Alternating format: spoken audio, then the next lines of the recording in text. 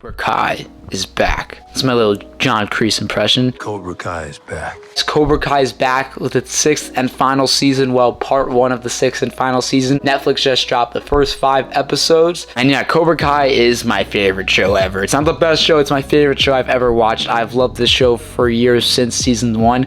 This channel used to be strictly only a Cobra Kai channel and did very well. Cobra Kai is my show, and I will always love this show and the Karate Kid movies. And with this first part of the 6th season, the first 5 episodes, I thoroughly enjoyed Cobra Kai yet again. It's as entertaining and fun as the previous seasons, has some awesome fight scenes, great character moments, and funny laughs throughout this first part. Although I might say this is the slowest start of a season compared to the previous ones, not saying that's bad at all. I mean, there are 15 episodes this season, which is longer than any other season, and this is only the first 5. And after this first 5, I definitely see it picking up, and the 4th episode and 5th episode definitely started getting rolling. There's some filler in the beginning of the season. Some of it worked, like I think the college frat party when Miguel, Dimitri, and Hawk visited Kyler. I thought that was really great, and they gave Kyler his own little redemption story, which I thought was great. And there's some filler that wasn't the most entertaining, like Johnny and Chosen going house hunting.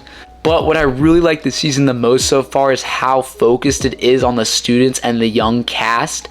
Well, my main problem with the previous season, season 5, was that, especially the last half of that season, the kids weren't really in it that much. They felt like side characters, and it was more focused on the adults. Now, it made sense for the story they were trying to tell, but it felt like something was missing from those last 5 episodes, and it was what the kids bring to the show, which is part of the reason why the show works so well, is the young cast. And this season so far is doing a great job of focusing on that young cast, giving them the spotlight and bringing that spirit that the earlier seasons had. This season, the young characters that shine for me are Miguel, Robbie, Tori, and Dimitri. I also love how the kids have their own personal motivation for winning the tournament. It's not just like, we have to win because we're the good guys and Cobra Kai's the bad guys, and the world has to know that we're the right way. No, each kid has their own personal motivation. Like, Miguel needs this to get into college. Tori just needs it to really win, but also she needs the money. Robbie wants to prove he's not just the runner-up. All the kids seem to have their own motivation, and that's great build-up for this tournament, which is already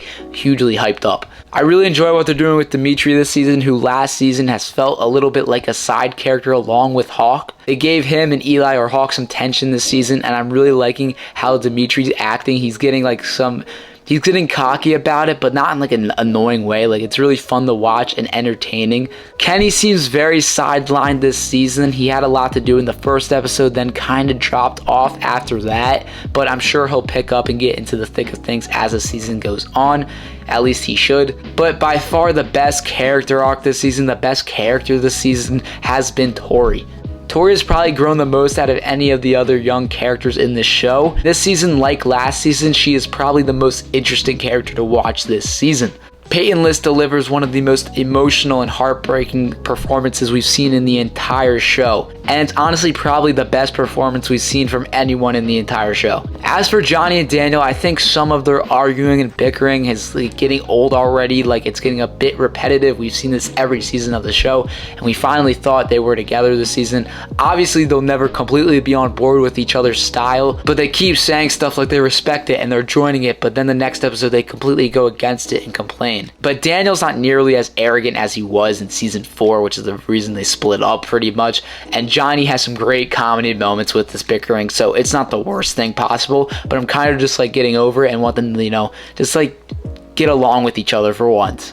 The Secrets of Miyagi's Past is such an interesting storyline and keeps Miyagi alive in the show, which is another great reason why this show works so well, is that it keeps Miyagi alive even though the character himself is dead. Finding out that Miyagi competed in the Seikai Taikai and looks like he killed someone completely makes sense to his character, because we know in the movies he never liked competing in tournaments and he never liked fighting unless he absolutely needed to. That reason explains both, and I can't wait to find out more about Miyagi's past. The South Korea scenes with Kreese and Kim Dong-un add a new flavor and element to the show that we never quite have seen yet. Kwon, the new main student in Kreese's Cobra Kai, seems like a fun, ruthless character, and I can't wait to see more of him. He had a great fight scene in, I think, episode 3. I always love diving deeper and deeper into Kreese's backstory and why he is the way he is, and we get some more of that this season, and it's great. Mike Barnes coming back for that episode was so fun. That was probably the most fun episode out of the 5. I hope we see more of him, but I wouldn't be surprised if this is the most we see of him this season. And of course, that final scene, that big cliffhanger, was one of the best twists the show has ever come up with. I wasn't expecting it. I don't think anyone was really theorizing about that.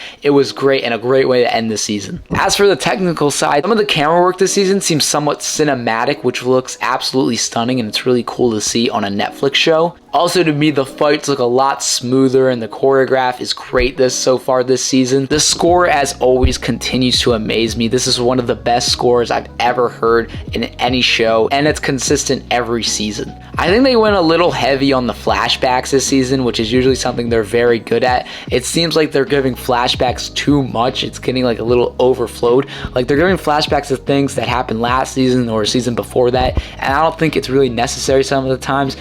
You know, flashbacks are necessary when they're talking about a movie and they bring flashbacks from that, or even season 1, but I think they're just doing it a little too much with flashbacks this season.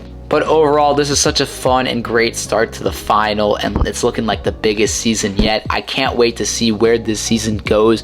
I'm automatically hooked this season so far. It gets you hooked and wanting more Cobra Kai. I don't want this show to end. I love it so much, and this show continues to amaze me and is one of the best sequel series we have ever seen, if not the best. But let me know in the comments down below what you guys thought of Season 6 Part 1 of Cobra Kai. Did you love it? Did you not so much love it? Let me know all of that in the comments down below. And remember, this is a callback for all you OG TCK fans. And remember, sweep the leg.